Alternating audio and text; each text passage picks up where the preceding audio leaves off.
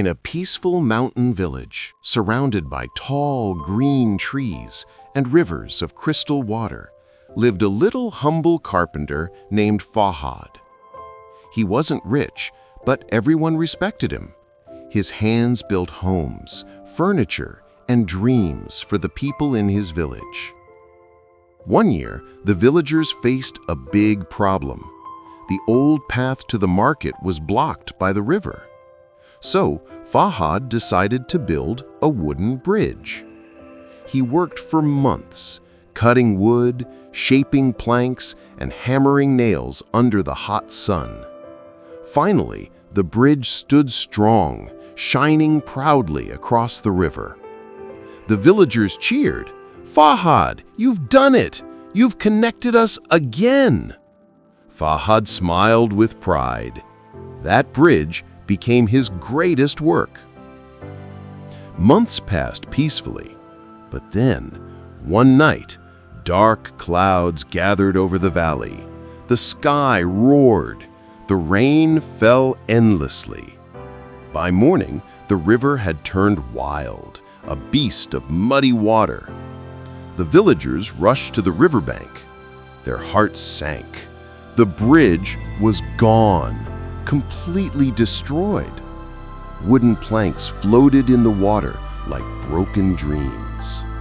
The people shouted angrily, "Fahad's bridge was weak! Because of him, we can't reach the market anymore!" Fahad's heart broke. He stood silently, drenched in rain, watching the river carry away months of his effort. He whispered to himself, "Why would life do this to me? I worked so hard, and for what?" That evening, as Fahad sat alone near the ruins of the bridge, a voice spoke gently behind him. "Why do you look so troubled, my friend?" Fahad turned around. It was a wise traveler, wearing a simple cloak, holding a wooden staff. Fahad sighed. "That bridge was everything I built for my village. Now it's gone. Everyone blames me. I feel useless." The traveler smiled softly and said, "Do you believe everything happens for a reason?" Fahad frowned. How can losing everything have a reason? The traveler looked toward the river. "Last night, the storm didn't just break your bridge, Fahad. It broke something else too."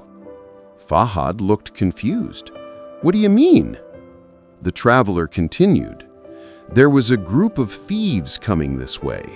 They had planned to cross your bridge at midnight to rob your village, but when the storm destroyed it, they couldn't reach here. Your bridge breaking saved everyone." Fahad's eyes widened. "What are you saying?" The traveler smiled. "Sometimes when life breaks what you built, it's not punishment, it's protection." Fahad fell silent. He looked at the river again, this time not with sadness, but with understanding. The next day, the villagers discovered footprints and a few stolen goods washed up by the riverbank. They realized what had truly happened. They came to Fahad and apologized. They said, "Forgive us, we didn't know. You saved us without even knowing it." Fahad smiled faintly. "Maybe the bridge wasn't meant to last forever. Maybe it broke to teach me something stronger." Weeks later, Fahad began rebuilding. Not the same bridge, but a better one. This time, he built it with stone, with the help of every villager. And when it was done, it stood not just as a path across the river, but as a symbol of faith that even when life tears things apart, it's preparing you for something better. So, friends, what did we learn from today's story? When something breaks, don't curse the loss immediately. Sometimes life removes what you built, not to hurt you, but to protect you from what you cannot see. Every broken bridge has a hidden blessing behind it. Trust that one day, when the storm clears, you'll understand why it had to happen.